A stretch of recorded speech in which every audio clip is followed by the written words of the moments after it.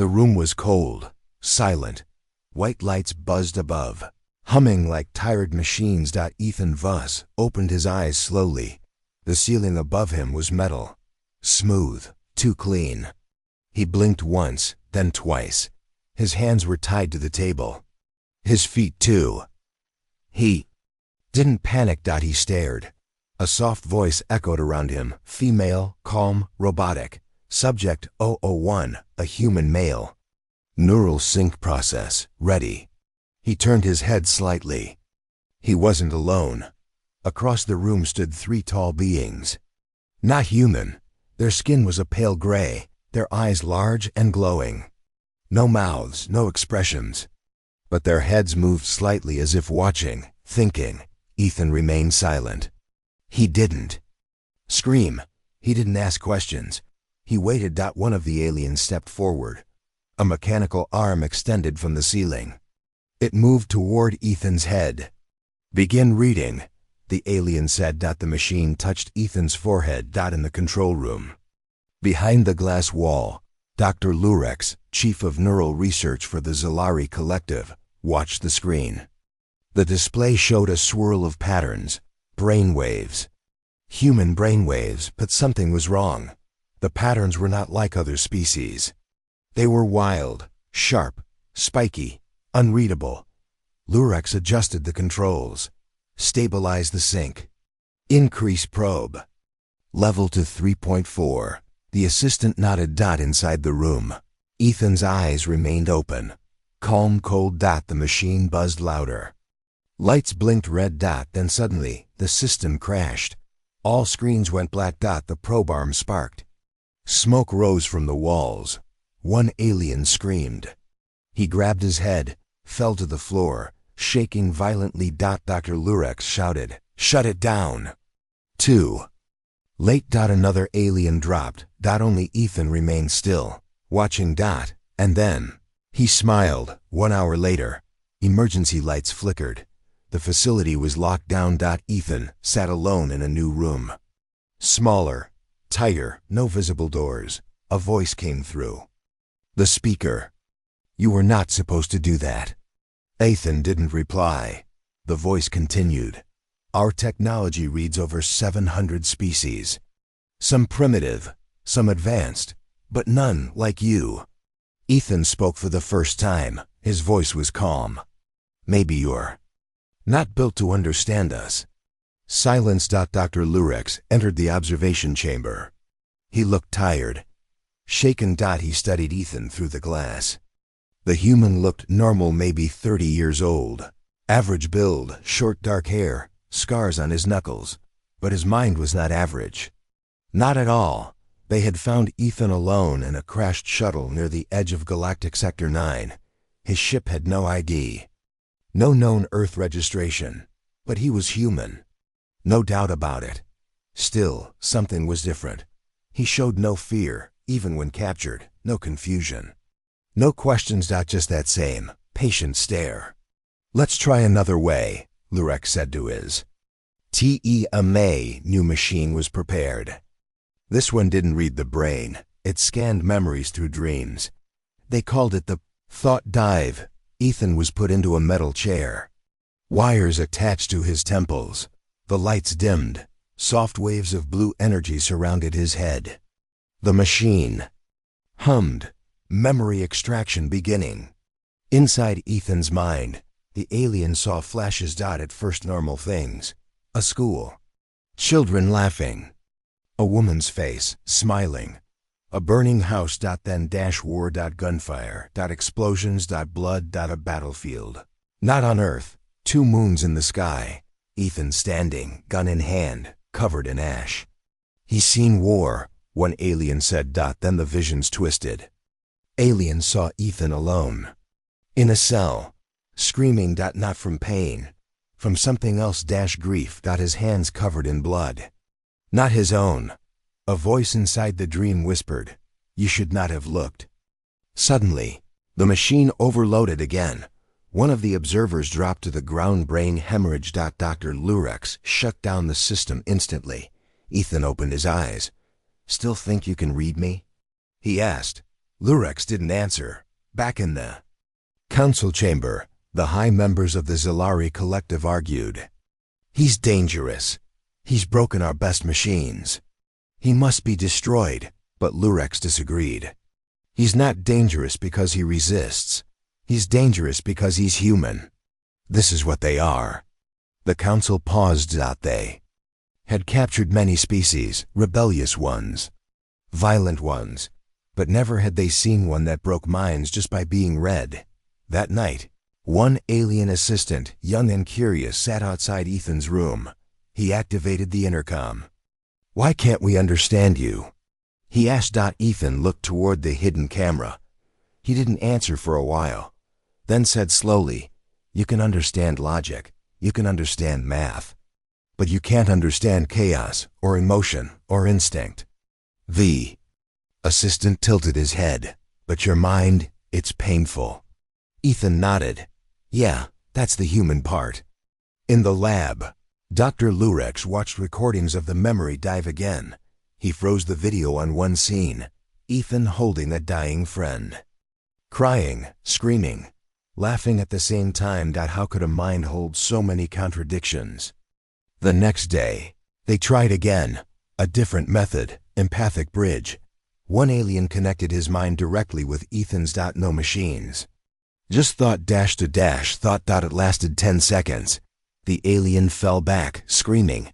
His brain flooded with images, millions of them. Stories, sounds, voices, a child's laughter, a man's last breath, sunsets, gunshots, fire. It was too much.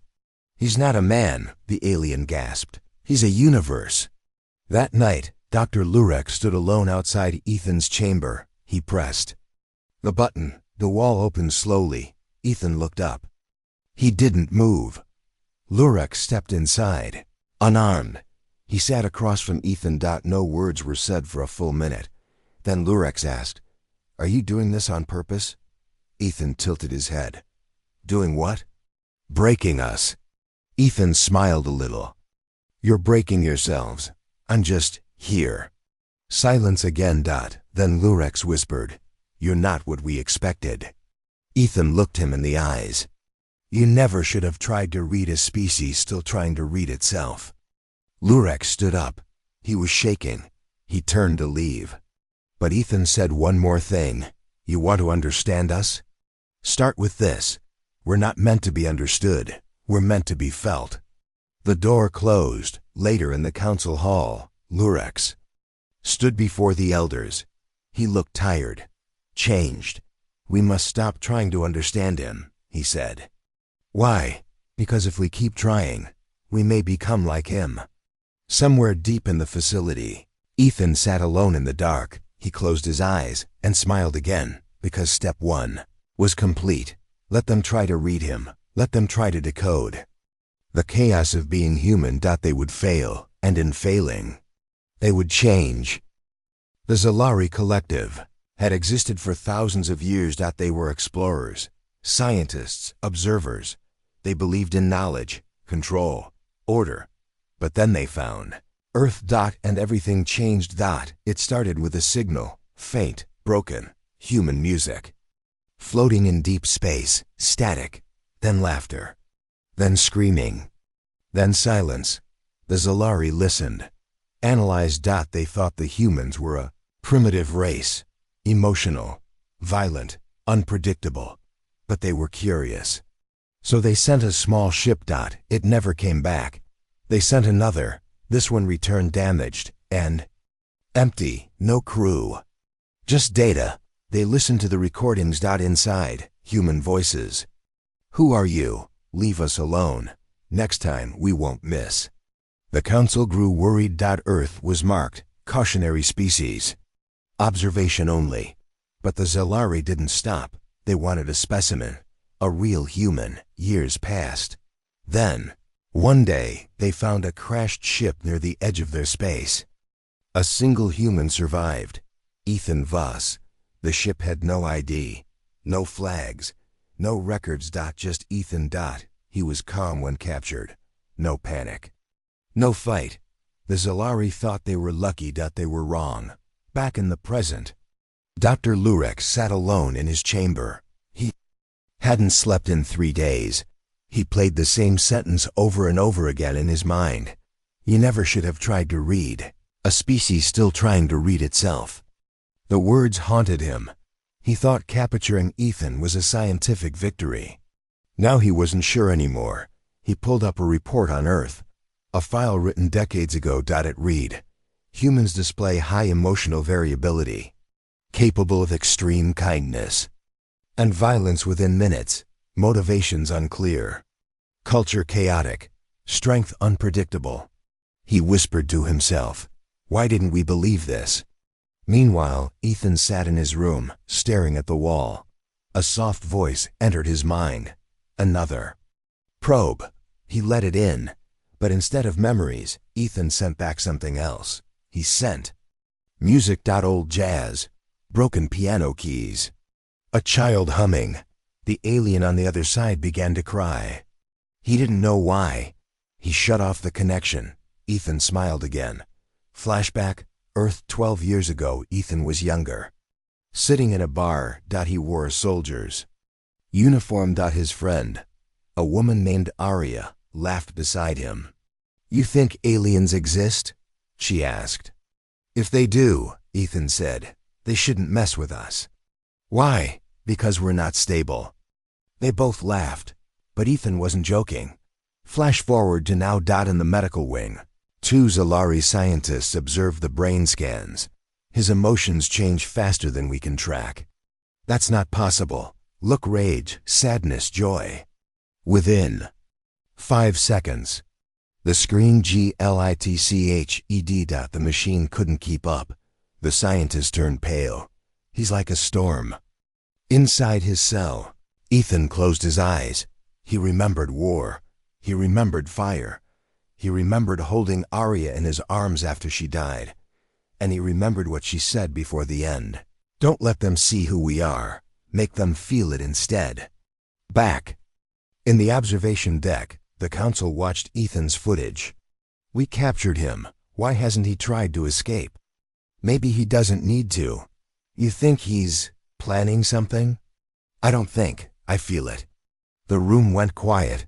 One elder leaned forward. "You know what the humans did to the Trascan?" Everyone nodded. The Trascan Empire, once powerful, had tried to invade Earth. Within weeks, the Trascan surrendered. Their minds couldn't understand why humans fought. Like they did. Humans didn't fight to win. They fought because they refused to lose, even when broken, even when hopeless. The Trascan called it the madness of Earthkind. Dr. Lurex pulled up another file. Secret. Old. It was footage from that war. Humans surrounded, outnumbered, and still laughing. Charging. Burning everything. One human with no legs dragged himself with a gun in his mouth, still shooting. The file ended with a single message from a Trascan survivor. "They are not logical. They are not predictable. They are not to be studied." Dr. Lurex whispered, "And we brought one into our heart." In the lower wing, a young alien guard named Selen stood outside Ethan's door. He was curious. He opened a small window and looked inside. Ethan looked up. "You're not like the others," Ethan said. Selen hesitated. "How do you know?" "You're afraid, but not of me. You're afraid of what you might become if you understand me." Selen stayed silent. Ethan leaned closer. "Want to hear a story?" Selen nodded. Ethan spoke softly. "There was a boy once, lived in a city full of glass towers. He believed in peace. But then his family died in a war he didn't start. So he picked up a gun and made sure the people who started it didn't start anything ever again. When they tried to understand him, they said, 'He is broken.' But the truth was, he had already understood them, and he didn't care." Selen blinked. Something inside him shifted. He closed the window and walked away, shaking. That night, alarms rang. Not outside. Inside mines. 4 scientists who studied Ethan for more than 5 hours began to show signs of mental collapse. One kept drawing spirals on the walls. One sat in silence, repeating the word, "Why?" Another tried to remove his own eyes. Only one recovered, but he no longer believed in the collective. He kept saying, "I saw love. I saw grief. I saw humanity. And I don't know who I am anymore." In the chamber, Ethan whispered to himself, "You wanted to see us? This is what you get." He looked directly into the camera. The council met again. Panic. Arguments. Kill him. Release him. Let him go back and warn Earth we are not enemies. No, he is the warning. Doctor. Lurex stood. No more experiments, no more probes. He's not a subject. He's a mirror. A mirror of what? Someone asked. Lurex looked around. Of everything we fear in ourselves. At the bottom of the station, alone in his metal room, Ethan stood up. For the first time since his capture, he whispered two words. "It begins." And across the station, systems glitched. Lights flickered.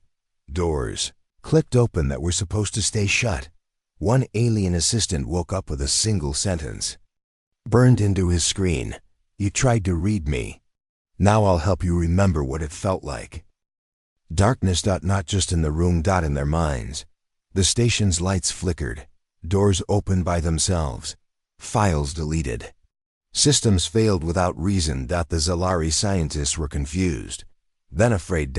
And finally silent, because they all knew. This was Ethan. Dr. Lurex ran through the corridor, his breath sharp and fast. Behind him, alarms echoed. Not security alarms, but psychological warnings, brains under stress, thoughts infected. Not by a virus. By a man. He reached the central lab, cut all neural links to the subject. He shouted. The technicians froze. "Do it now." Lurex screamed. Cables unplugged. Screens went black. Interfaces crashed. But the damage was already done. Ethan sat in his room. Still. Eyes closed. He wasn't moving. But his mind was. It was everywhere. Flashback. Inside Ethan's men. The battlefield. No sky. Just smoke. He walked alone. Around him. Broken machines. Fallen friends. Unknown enemies. He carried no weapon. But he didn't need one. He was the weapon. Back on the station, Lurex pulled up the latest scan. Ethan's brain was glowing. It shouldn't glow. It shouldn't pulse like that. Not in a scan. Not without something unnatural. But this wasn't unnatural. This was human. How is this possible? One technician whispered. Another said, "His memories. There. Spreading through the system." Lurex stared at the data. He's not leaking memories. He's sending messages. In the lower labs, an assistant collapsed, screaming. Not from pain. From emotion. He saw a memory that wasn't his. A dog barking. Rain falling. A child hiding under a bed during war. Then laughter. Love. Death. He woke up hours later and said, "I saw everything, and I don't want to forget it." Ethan opened his eyes. The camera watched him. He whispered, "This is just the beginning." Dr. Lurex stood before the council once again. "We tried to read him, but now he's reading us. We must end him," shouted one elder. "We tried," Lurex said quietly. "Nothing works." The room froze. "What do you mean?" "We sedated him. He stayed awake. We drugged him. He smiled. Then kill him. We don't know if that's possible anymore." Silence. Then, one question. "What is he?" Lurex looked down. "He's human." In secret, some scientists tried to escape the station. One ship launched. Inside, a pilot trembling. He had seen too much. He couldn't sleep anymore. Every time he closed his eyes, he dreamed Ethan's dreams. He left a message before vanishing into space. His mind is like fire. If you touch it, it stays with you. Ethan's door opened. A voice entered the room. Not physical, mental. "Why are you doing this?" Ethan didn't answer. "You're destroying us." He looked up slowly. "No, I'm showing you yourselves." The voice trembled. "But why?" Ethan stood. Because when you tried to read me, you didn't ask who I was.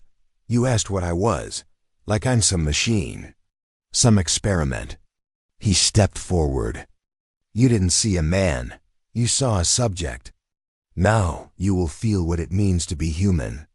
In the I-Core room, the main system shut down, not by code, by emotion. The central AI began writing poetry, singing, then crying. This is illogical, said one programmer. He's not hacking us, said another. He's infecting us with meaning. The station's mood changed. Some aliens refused to sleep. They were afraid of dreaming his memories. Others began drawing, painting, laughing, crying. Some even prayed to what? They didn't know, but something inside them had changed. Flashback, Ethan, age 17. He sat in a burning city. A radio in his hand, he whispered, "We survived, but we lost everything." The voice on the other side said, "Then build something new. Now." Ethan whispered to the air, "Maybe I didn't come here to fight." He touched the wall, softly. "Maybe I came here to wake you up." Back in the control center, the council voted. Result: terminate the subject. Lurex protested. "No, if we do that, we might destroy ourselves." "Then so be it," they said. A weapon was armed. A microneural disruptor, enough to shut down every function in Ethan's brain in under 1 second. They activated it. The room glowed blue inside his cell. Ethan stood. The walls shook. Lights burst. The disruptor activated.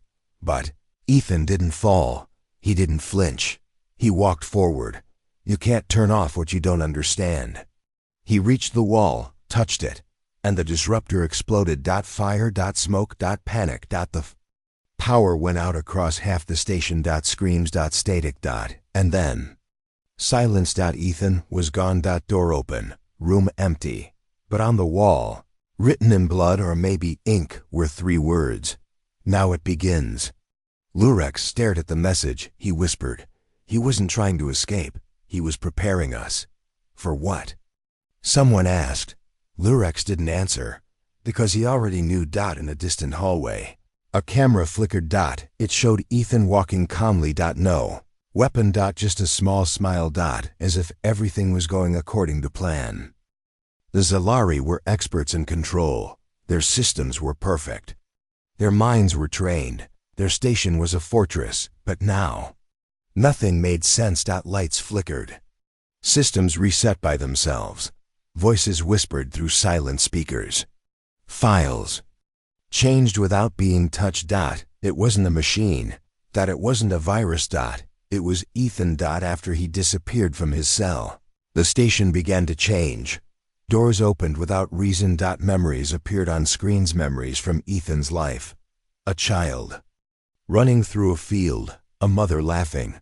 A soldier crying under a broken moon. Dr. Lurex watched it all. "He's not just walking through the station," he said. "He's spreading," one of the scientists asked. "Spreading what?"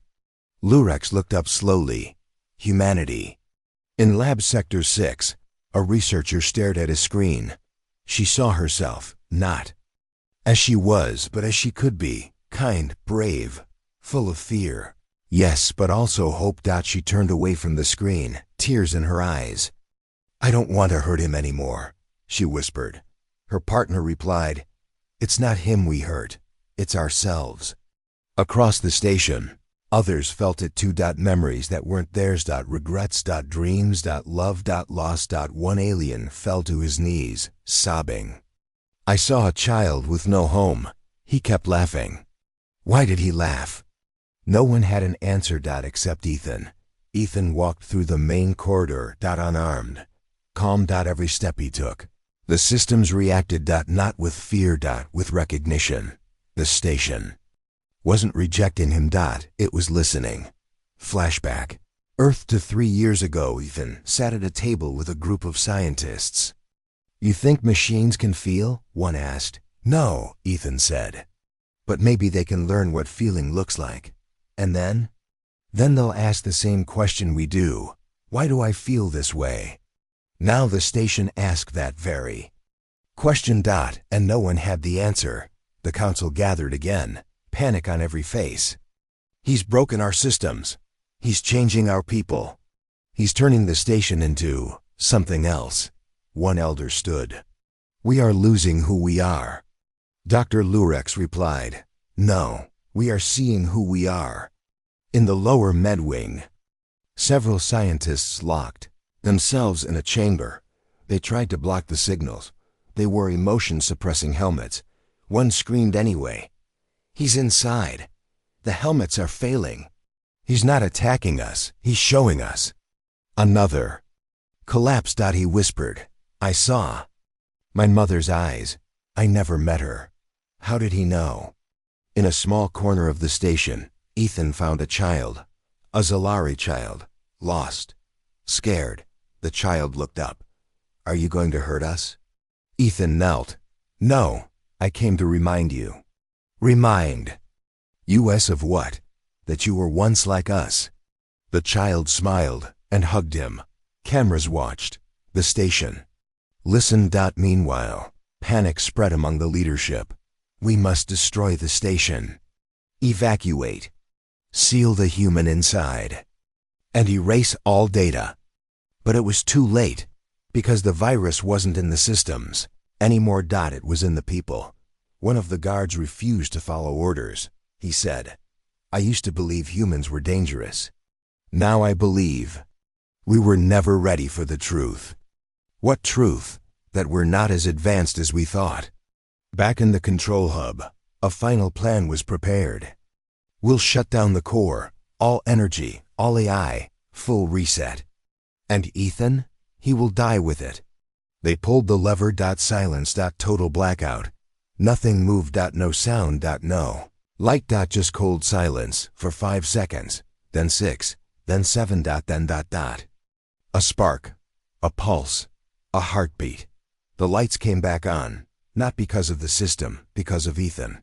He stood in the center of the core, eyes glowing not with power, but with something else. Memory. Emotion. Truth. He spoke to them, not with his mouth, but with his mind.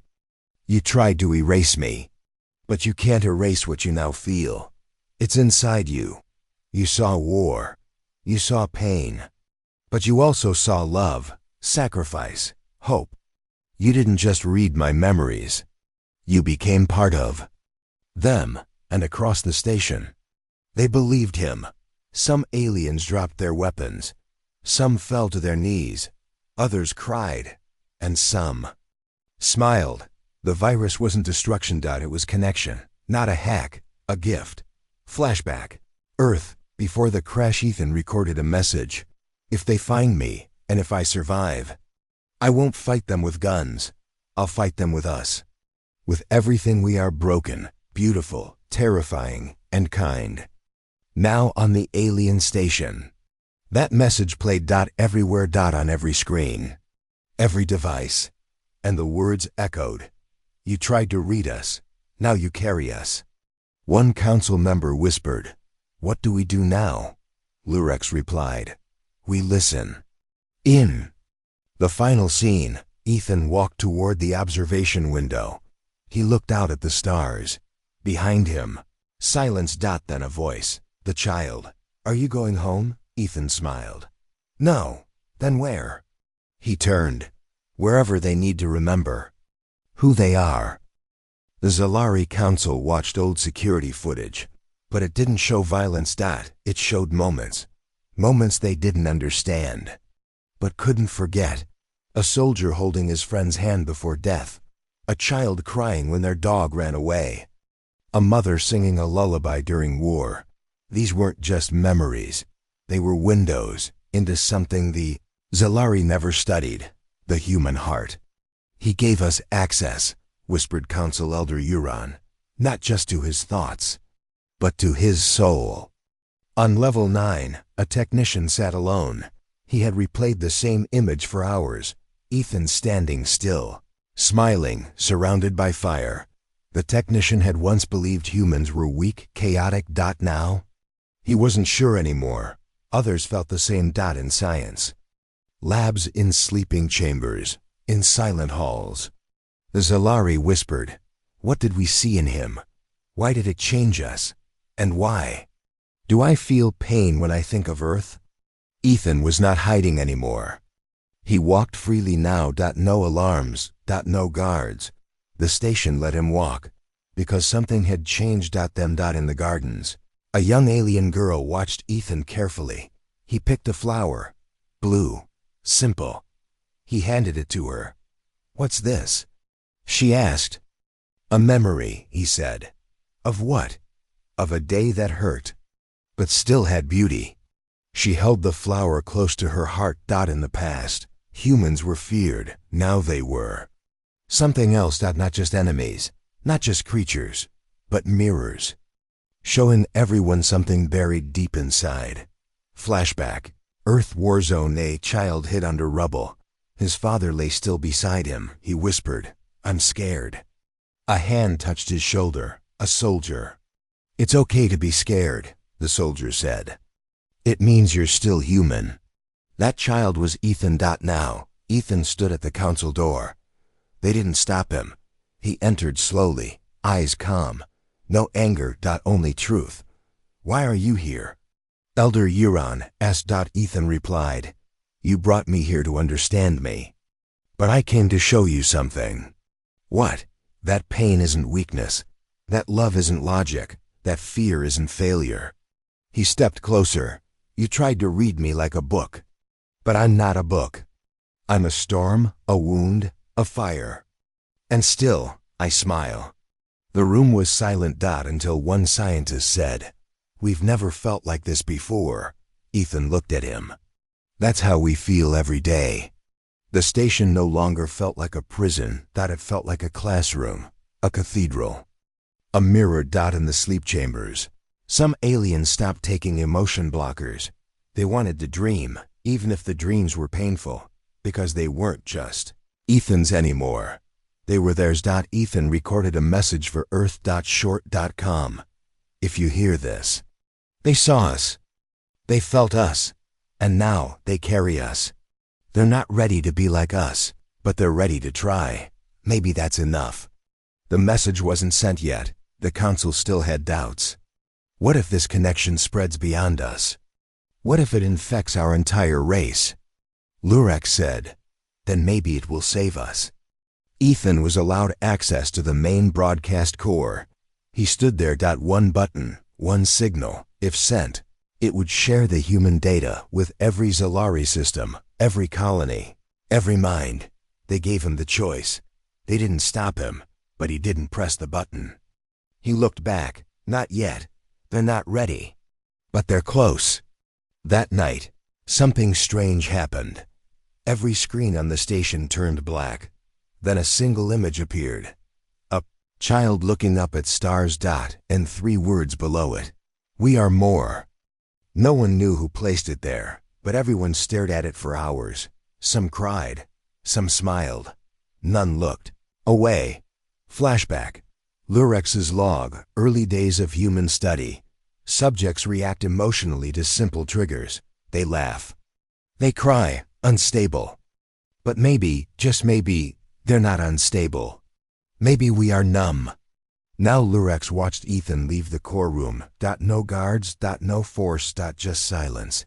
Ethan nodded at him. "Thank you for listening." "I didn't have a choice," Lurex replied. Ethan smiled. "No, but you made one anyway." In the final scene, Ethan returned to his empty room. He sat down, looked at the wall. On it, words had appeared. He was just a prisoner. At first, he chuckled softly. Then whispered, "Now, I'm the teacher." Outside the station window, Earth was still far away, but something had already returned home. Humanity, not in ships, but in minds. In the silence of deep space, the Zalari station floated like a forgotten dream. But inside, something had awakened. Not fire, not violence.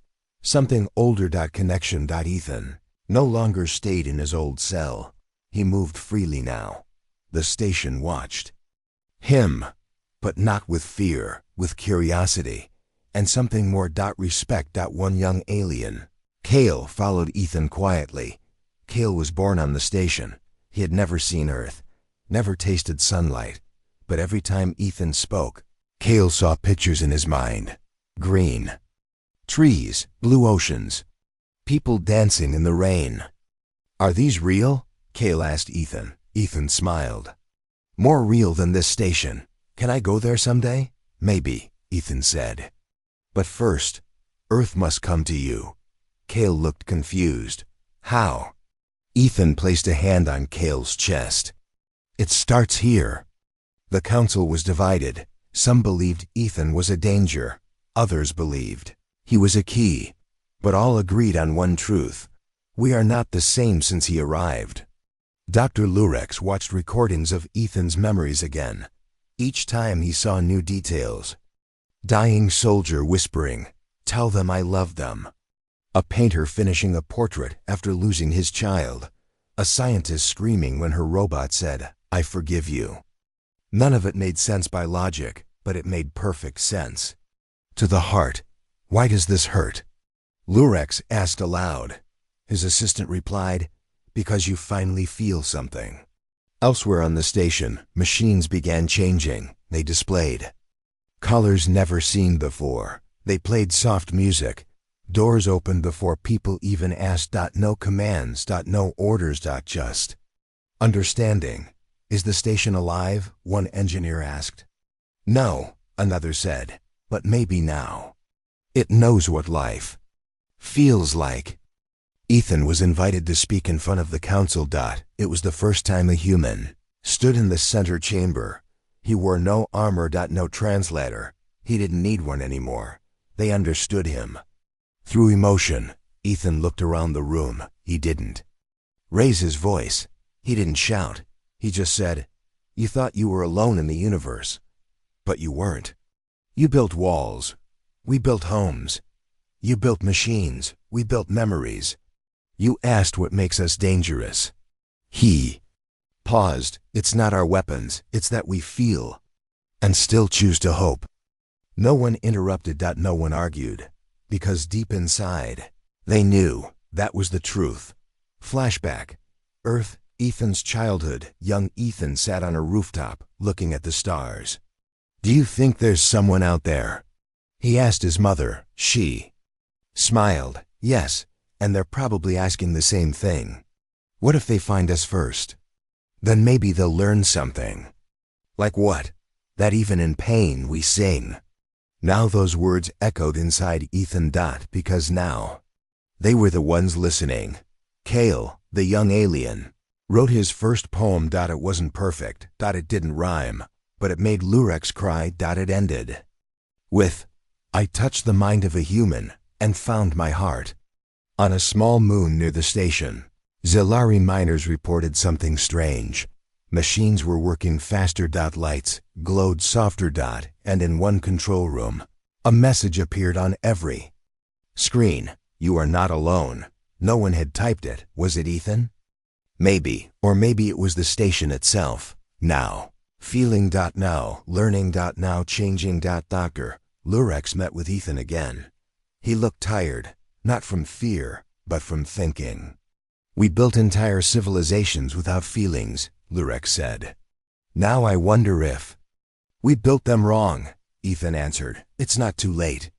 Suddenly, a message came from the far side of the galaxy. Another Zilari ship. They had heard the emotional virus. They demanded an explanation. "Send us the human for deletion," the voice said, "or we will come take him." Lurex turned to the council. "What do we do?" The station was silent. Until Kale stood up. "He changed me.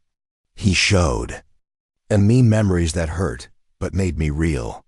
If you send him away, you send me away too." More aliens stood beside Kale. Dozens. Then hundreds. "He is not a threat. He is a mirror. He is the reason I can dream."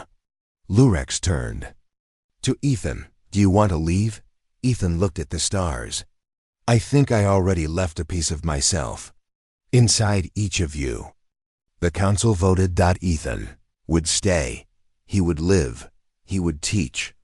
Not as a prisoner, not as a threat, but as something more. A bridge. Flashback. Earth message capsule. Never delivered. Ethan's recorded voice. We always wondered if we were alone. Now I know we were never meant to be. Because being human isn't about blood or bone. It's about choosing to feel, even when it hurts. Final scene. The stars move past the window. Kale sits with Ethan. They're drawing, not words, not codes. Just pictures. A house, a tree, two hands holding. Kale asks, "Is this what Earth looks like?" Ethan smiles. No. But it's what it feels like. The signal reached across galaxies. Zalari Command received it. The High Elders saw Ethan's face, his words, his memories, and they panicked. "Shut it down," Elder Varn ordered. "Erase the data. Silence the station." But it was too late. The emotion had already spread. Not like a virus. More like a song, once heard. You can't forget it. Across outposts, machines paused mid-task. Soldiers lowered their weapons. Some even cried. They didn't know why. But the memories felt real. And familiar. Ethan never asked to start a revolution, but he did, without guns, without orders, only by being human. Back on the station, Lurex and Kale watched as Zalari warships approached, massive, cold, deadly. Ethan stood calmly. He didn't flinch. "They're afraid," he said. Kale nodded. "Afraid of what?" "Of feeling," Ethan replied. "Of becoming like us." "Is that bad?" "It's terrifying and beautiful." The warship sent a final message. Return the human. Wipe the emotional database or be destroyed. The council gathered. Tense. Divided. "If we fight, we lose," one member said. "If we surrender, we lose more," said another. Lurex looked at Ethan. "What would you do?" Ethan answered, "You can't kill an idea. You can destroy the body, burn the files, silence the voice. But once someone feels, they don't forget." Just then, a technician gasped, "Sir, the backup systems, they're activating themselves." Every data core was glowing. Every terminal displayed human memories. Laughter. Pain. Hope. Love. Unstoppable. "He's everywhere now," whispered Lurex. "Not just in our files, but in our minds." The fleet launched a first attack. Missiles flew. Lights blinked red. Alarms screamed. But right before impact, nothing happened. The warships stopped. Mid-fire. Mid-attack. Their own crews had refused to continue. On board those ships, young soldiers cried. They had seen the Ethan feed. Some had lost family in war. Others had never even held a hand. Now, all they wanted was to feel. "Why are we doing this?" one pilot asked. "He just showed us what it means to be alive." Command tried to regain control, tried to reprogram emotion. Blockers. Tried to delete the data, but their own people protected it, because once they had felt even for a second, they couldn't go back. Flashback. One ship log. "I used to think emotions were a disease. Now I think they're the cure." Ethan stood in front of the council as the warships turned back. "You didn't win," said a council member. "No," Ethan replied. "We changed." Kale ran up to him. "They can't stop it now, right?" Ethan looked at the stars. "No one can. I was just the match." Now the fire is everywhere. In hidden corners of Zalari space, artists began painting. Others sang songs in languages never used before. One soldier wrote, "He gave me a memory that wasn't mine, but I felt it." Back at Earth, silence remained. They hadn't heard from Ethan in months. They assumed he was gone, but one night, something strange happened. A message appeared on Earth's sky satellites. They tried to read him, but humans weren't meant to be understood. Ethan's voice followed. "You taught me to survive. Now I've taught them to feel. If you're hearing this, don't come looking for me, because I'm already home." The message ended with images never sent before. alien children laughing. A Zalari mother holding her baby close. Kale drawing a tree with colored chalk. None of them looked like humans, but they were starting to feel like them. You can kill a soldier, Ethan once said, but you can't kill a story. Now his story was theirs. One final scene. In the dark void of space, a satellite drifts. It holds only one file, one heartbeat sound, soft, slow, steady. Human. And attached. One final message. You were never alone. It had been 1 year since Ethan arrived. One human. No army. No weapons. And yet, he changed everything. The Zalari no longer lived like before. Their cities had colors now. Their homes had windows. Not just to see the stars, but to feel the light. And in every corner of the galaxy, there was one question no one could stop asking. What does it mean to be human?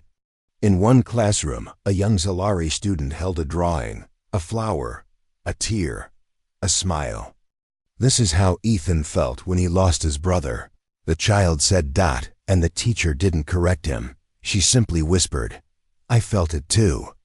Ethan was no longer just a name. He'd had become something more, a memory, a mirror, a movement. He was also missing. Lurax hadn't seen Ethan in weeks. Kale hadn't heard his voice. Even the station had grown quiet. No new messages. No signs. Only silence. One night, Kale sat alone in the observatory. He looked at the stars Ethan once spoke about. He whispered, Where did you go? Then, something strange happened. The stars began to shift. Not physically, but in Kale's mind. He saw them differently, like Ethan once did. He saw stories in the sky, not just science, but feeling. He saw a father's regret, soldier's last hope, a child's laugh echoing in a broken home, and then he understood. Ethan didn't leave, Kale whispered. He became part of us. Flashback. Ethan's final message never played. If you're seeing this, then I'm already gone. But not in the way you think. You don't need me anymore, because the last door was never outside. It was inside you. Back on Earth, scientists picked up something on deep space. Channels. Not a voice, not a video. Just waves, but they weren't random. They pulsed like a heartbeat. One scientist ran analysis. The waves matched human emotion, specifically grief, hope, and love. They realized something unbelievable. Ethan wasn't returning because his mind had merged with Zalari tech.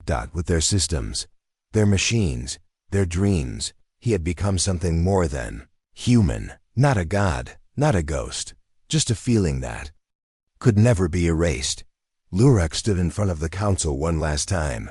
He held a small sphere. Inside, Ethan's recorded memories. He said, I once believed we were the superior race. But we had everything, except a soul. He gave it to us. Not by force, but by being human in front of us. The council voted again, not on war. Not on security, but on teaching emotion in every colony, and the vote was unanimous. A new law passed. All young Zalari must study Earth's emotional memory archives. Not to control, not to copy, but to understand. On the edge of the galaxy, a small garden grew. It had no name, but Kale visited often. He planted a tree. It grew slow, but strong. He hung a sign on it that read, he was never a prisoner. He was the key. Final flashback. Ethan and Kale sitting together. Kale, do you think we'll forget? Ethan, no. Kale, even after you're gone? Ethan smiled. I won't be gone. I'll just be inside. Inside what? Inside every time you cry, and don't hide it. Every time you love, and don't fear it. Every time you feel, and let it change you.